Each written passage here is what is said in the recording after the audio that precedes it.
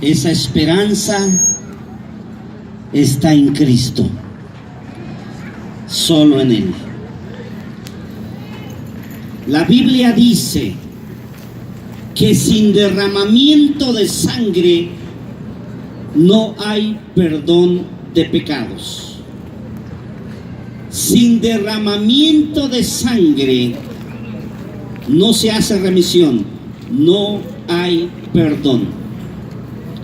En esta noche quisiera que pensásemos un poquitito en esto, en la sangre. La Biblia dice que si no hay derramamiento de sangre, no hay perdón de pecados. ¿Qué es la sangre?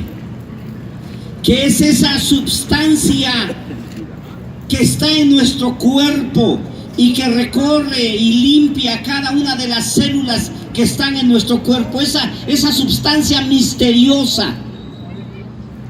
La Biblia dice que la vida está en la sangre. Para que podamos vivir debemos de tener sangre. Y la Biblia dice que no hay perdón de pecados si no hay derramamiento de sangre. Esto nos hace pensar en el por qué el Señor Jesucristo tuvo que derramar su sangre 2000 años atrás cuando Él vino a esta tierra. ¿Por qué derramó su sangre? ¿Por qué tuvo que hacerlo? Bueno, entonces necesitamos entender que en el principio la Biblia dice que Dios creó los cielos. Dios creó esta tierra donde vivimos. No solo esta tierra, este planeta, sino los planetas que están en la Vía Láctea. Y en todo este universo que es tan vasto, Dios lo creó. Y creó también, la Biblia dice, creó al hombre, creó a la mujer. Y los puso en un huerto que la Biblia le llama el jardín del Edén. Dios los creó y los puso ahí hace ya miles de años. Puso ahí a Adán y Eva. Adán lo hizo del polvo de la tierra y después de una de sus costillas creó a Eva y los puso en ese jardín. En ese lugar ellos eran felices. No conocían la tristeza, no conocían el dolor, no conocían la angustia. Todo era felicidad, todo era armonía, todo era alegría, todo era paz. Ellos disfrutaban de una relación con su Creador en todo momento. Ellos eran felices. No había malos pensamientos, no había dolor, no había enfermedades, no había muerte, no había soledad, no habían discusiones. Todo era paz, todo era alegría. Y Dios les dijo: ustedes pueden comer de cualquiera y de todos los frutos que están en este jardín, pero menos de este fruto que está en este lugar. No coman de ese fruto, porque el día en que coman de ese fruto morirán. Y la Biblia dice que Adán y Eva, por un tiempo, ¿cuánto tiempo? No lo sabemos, pero ellos obedecieron a Dios, respetaron a Dios, obedecieron lo que Él les había dicho y no tomaron de ese fruto prohibido. Cualquiera que haya sido, no estoy diciendo la manzana. Muchos creen que fue la manzana. La Biblia no habla de ninguna manzana. A veces creemos que la Biblia dice cosas que no están allí. No era ninguna manzana. La Biblia no lo dice. Cualquiera que haya sido el fruto. Hay muchos que creen que la Biblia, y yo he escuchado a mucha gente decir, como dice Dios, ayúdate que yo te ayudaré. Eso no está en la Biblia. Eso no está ahí. Muchos dicen los 3 reyes magos que la Biblia enseña. Pues si uno lee la Biblia, ni eran 3 ni eran reyes. La Biblia dice sencillamente los magos. Bueno, aún al extremo de que hay muchos que creen que las mañanitas que cantaba el rey David están en la Biblia. No están ahí. Así es que cualquiera que haya sido el fruto, cualquiera que haya sido, La Biblia dice que Adán y Eva fueron y tomaron de ese fruto. Cuando tomaron de ese fruto, escúchame, la comunión que había entre el hombre y Dios se rompió. Se rompió. Y el hombre quedó separado de Dios. ¿Por qué? Por lo que hizo. ¿Qué hizo? Fue en contra de lo que Dios había dicho que no hicieran. Desobedecieron a Dios. Comieron del fruto prohibido. Y entonces quedaron separados de Dios. Ahora la Biblia dice que todos nosotros y todo ser humano desciende de Adán y Eva. Todos. Y todos los que descendieron de Adán y Eva, empezando con ellos, por esa rebeldía que ejercieron en contra de Dios, ellos quedaron enfermos y como consecuencia todos los descendientes quedaron enfermos. Entró así el pecado al mundo. Entró así el pecado al mundo. Y el hombre quedó infectado. El hombre quedó enfermo por haber desobedecido a Dios. Por eso el hombre entonces se siente solo. Por eso el hombre se siente vacío. Entonces el hombre empezó a conocer el temor, empezó a conocer la soledad, las frustraciones, la enfermedad, el odio, la muerte. La Biblia dice que somos descendientes de Adán y Eva, por lo tanto heredamos esa enfermedad de parte de ellos. Todos estamos enfermos, todos. En una enfermedad peor que el cáncer, peor que la leucemia, peor que la diabetes, peor que cualquiera de estos. Estamos enfermos de pecado. Por eso mentimos. Por eso tenemos malos pensamientos. Por eso odiamos. Por eso nos volvemos personas resentidas. Por eso nos enfermamos. Por eso, porque estamos enfermos. Somos, la Biblia dice, todos hemos pecado y estamos separados de la gloria de Dios. Todos, no hay justo ni siquiera uno, la Biblia dice. Todos hemos pecado. Tú has pecado, yo he pecado, todos somos pecadores. Somos pecadores por herencia y somos pecadores por práctica. Heredamos el pecado. Nadie nos enseña a mentir. Nadie nos enseña a robar. Lo hacemos de manera intrínseca, natural. Tú nunca le enseñas a un niño a ser egoísta. Nunca le dices a tu pequeñito de 2 años o 3 años: mira, hijo, van a venir tus tíos y tus primos a la casa hoy a comer. Cuando tus primos quieran tomar tus juguetitos, no se los dejes. Si ellos quieren tomar tus muñequitos, tú corre, los empujas, agarras tus muñequitos y dices: no, mío, mío, mío, mío. A ver, vamos a practicarlo. ¿Verdad que no haces eso? Él va a ser egoísta por naturaleza. Tú no le enseñas a ser egoísta. Él ya nace siendo egoísta. Ya nace siendo rebelde. Dile a un niño: no toques aquí. No toques aquí, porque aquí no puedes tocar porque está caliente o lo que sea. ¿Qué es lo primero que va a hacer el niño? Va a ir y va a tocar. Porque es rebelde, ya nació enfermo, ya nació rebelde, por eso hace sus berrinches. Nacemos así, enfermos, rebeldes. Eso es el pecado. Y todos hemos pecado, nacemos ya con esa enfermedad, pero también cada día cometemos pecado. Pecado es todo aquello que va en contra de la voluntad de Dios. Mentir, robar, calumniar, desobedecer a los padres, etcétera, son pecados, son cosas que Dios quiere que no hagamos y lo hacemos. Y eso es pecado. Pero también el pecado es cuando no hacemos cosas que Dios quiere que sí hagamos. Honra a tus padres, ayuda a los huérfanos, ayuda a las viudas, visita a los encarcelados.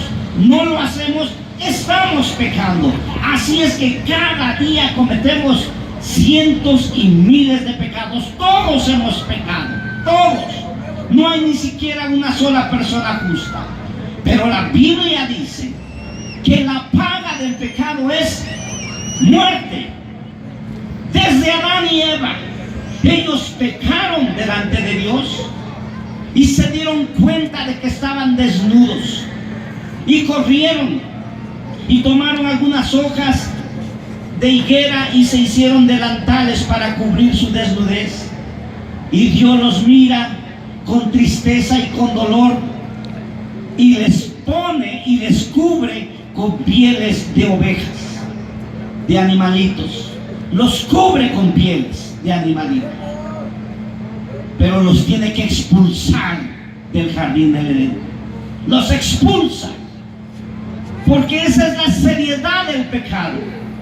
El pecado tiene que ser castigado. Dios es un Dios justo que no permite el pecado en su presencia. Tiene que ser castigado, y expulsa a Adán y Eva del jardín del Edén. Y desde allí empieza la lección. Dios está triste, Dios está molesto, pero ama al hombre. No quiere la muerte de él, y por eso los cubre con ovejas. Y les enseña que para acercarse a Dios iba a ser siempre a través de un sacrificio, de un animalito inocente que iba a ser sacrificado para expiar, para limpiar sus pecados. Así lo hicieron. Y luego ellos tuvieron hijos. Hay dos que tú recuerdas, quizá Caín y Abel. Y ellos aprendieron de parte de sus padres que para acercarse a Dios tenía que ser a través de un sacrificio. Y en una ocasión ambos se acercan a Dios, pero Caín se acerca con lo mejor del fruto de la tierra que él labraba para tratar de agradar a Dios. Y Abel se acerca a través de un corderito que sacrifica para la limpieza de sus pecados. Y Dios, al mirarlos, aceptó la ofrenda de Abel, porque así lo había enseñado. Tienes que acercarte a través de un sacrificio. Y desde allí el hombre tenía que acercarse a Dios a través de un sacrificio. Pero todo eso apuntando a Jesucristo, el Hijo de Dios, que vendría a esta tierra. Y Cristo Jesús vino. 2000 años atrás aproximadamente, el Señor Jesucristo vino a esta tierra. Y vino con una misión especial. Una misión de rescate, rescatar y salvar a la humanidad. Dios ama a la humanidad. Dios te ama a ti, Dios me ama a mí. Pero el pecado que está en nosotros tiene que ser castigado. Tiene que ser castigado. Por eso la Biblia dice, la paga del pecado es muerte. O sea, el pecado tiene que ser pagado, y se paga con la vida. Tengo que morir para pagar por mis pecados. La paga del pecado, el salario del pecado es la muerte. Así como tú trabajas, yo trabajo, quizás nos pagan por semana o por quincena. Pero cuando pasa la semana o la quincena, como resultado de tu trabajo, tú esperas un salario y se te paga el salario. Así también el pecado. Por los pecados que cometemos, la paga de esos pecados es la muerte.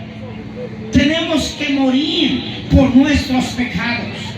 Pero la Biblia dice que Dios nos ama tanto que no quiere la muerte del pecador. No quiere la muerte tuya, no quiere la muerte mía. Sin embargo, el pecado tiene que ser pagado. Alguien tiene que pagar. Por eso vino Jesucristo. Porque Él voluntariamente dijo al Padre, yo voy a pagar por los pecados de Juan.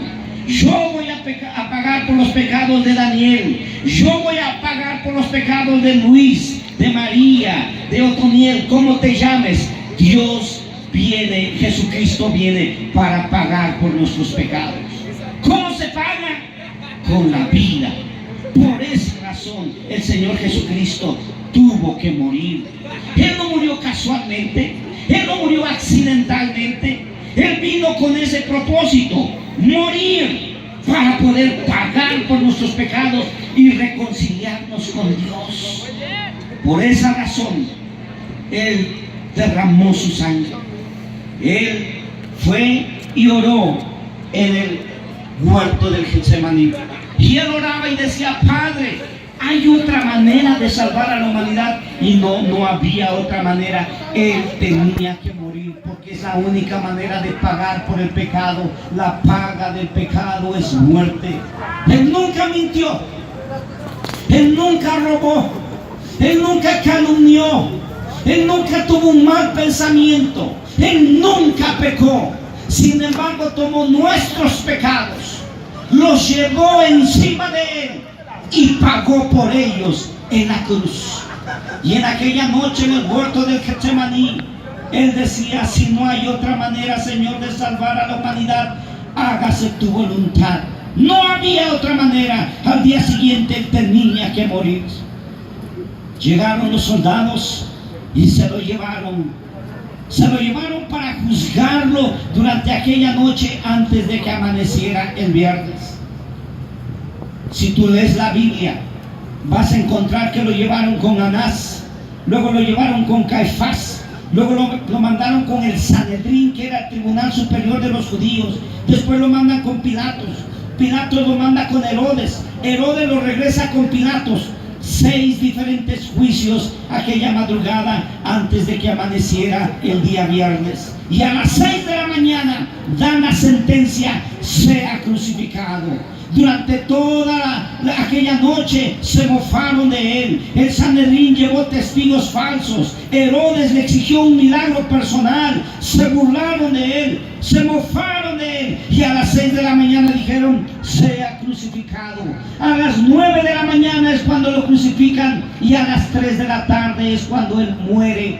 Pero de 6 de la mañana a 9 de la mañana dieron el castigo más brutal e inimaginable en el Señor Jesucristo. Lo tomaron a él, le quitaron sus ropas como hacían con los prisioneros, y los amarraban en un poste para que la piel se estirara.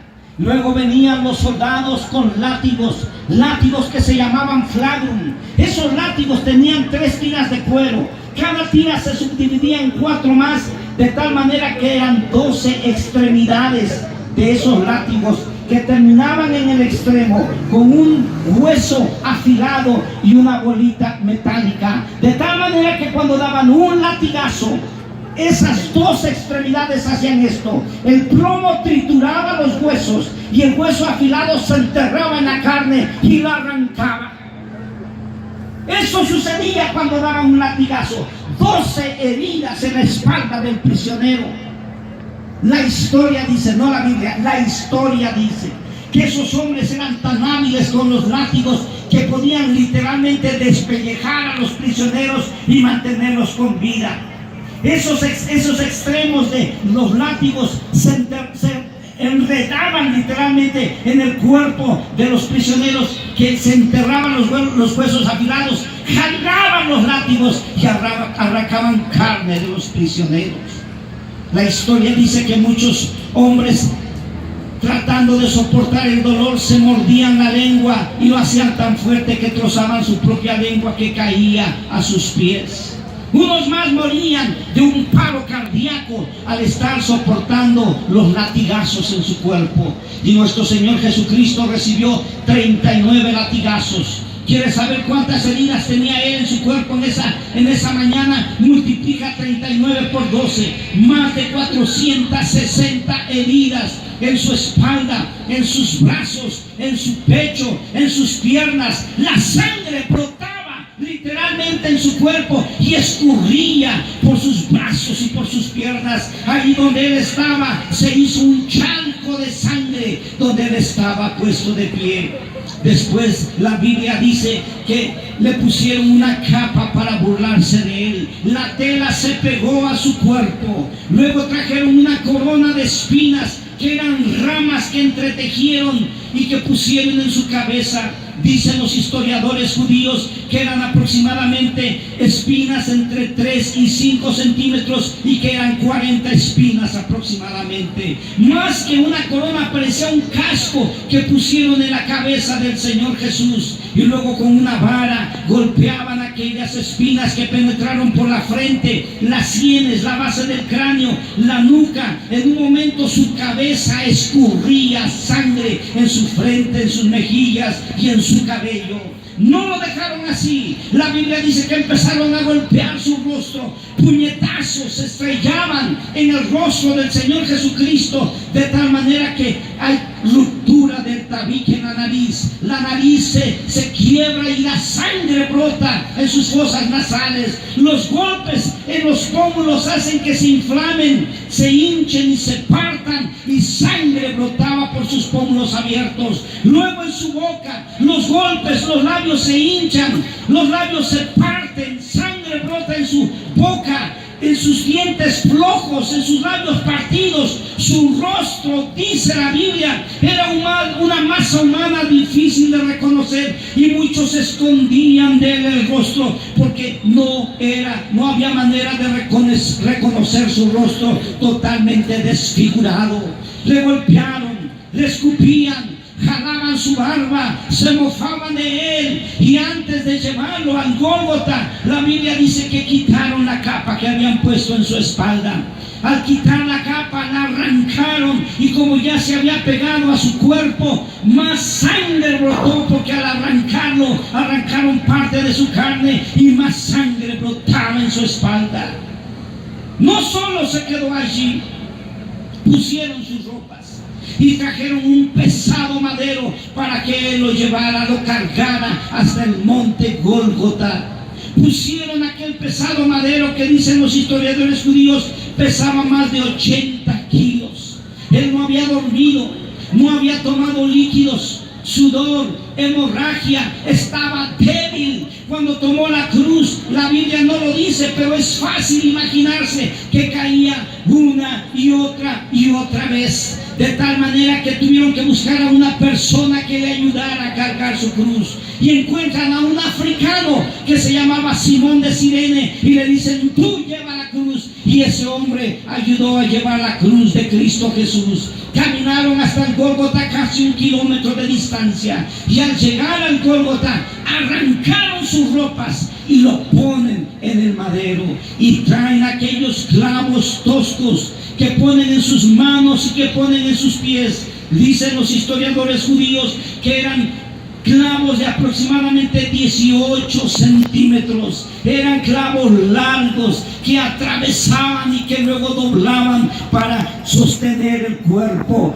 Y algunos empiezan entonces a decir: no, entonces no fue en las palmas de las manos, fue en las muñecas, porque en las palmas de las manos no hubiese soportado. Yo quiero decirte, mira, donde haya sido, no importa si fue en las palmas de las manos, donde haya sido, rascaron y rasgaron la carne del Señor Jesucristo. El dolor no lo podemos imaginar. Atravesaron esos clavos y luego levantan la cruz, y al levantar la cruz su cuerpo cae y hay ruptura de tendones en aquel momento.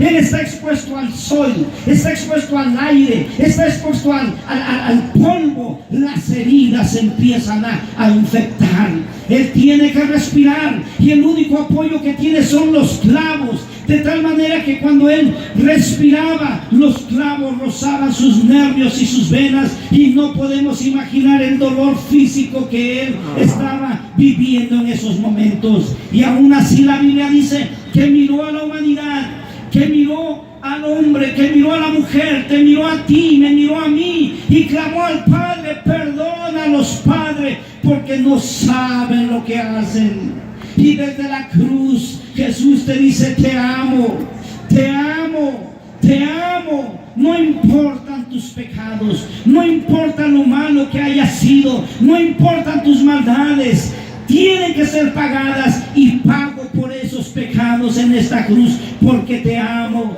te amo, te amo. Es el clamor del Señor Jesucristo desde la cruz por cada uno de nosotros.